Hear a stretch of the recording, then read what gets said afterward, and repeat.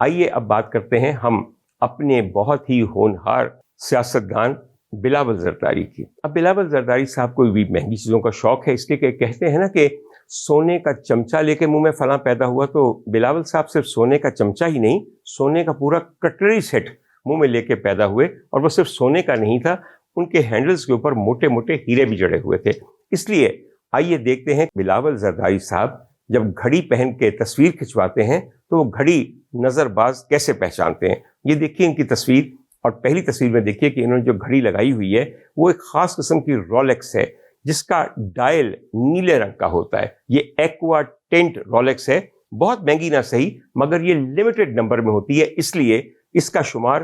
Collectors pieces میں کیا جاتا ہے۔ آئیے آپ کو ایک اور تصویر دکھاؤں۔ اس تصویر میں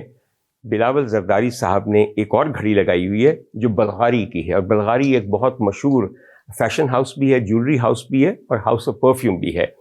ان کی قیمتیں بہت زیادہ نہ صحیح کم بھی نہیں ہیں، اور چونکہ ہر دفعہ ہر تصویر میں ایک نئی گھڑی لگائی ہوتی ہے تو میں سوچتا ہوں کہ اگر کبھی بلاول صاحب اپنی گھڑیوں کی کلیکشن پوری دکھائیں تو ایک دفعہ آپ لوگ بھی سب ہل جائیں گے، اور آپ کو پتہ چل جائے گا کہ کس وجہ سے حکومت سندھ اور عوام سندھ کا برا وقت پچھلے 30 سال سے آیا ہوا ہے۔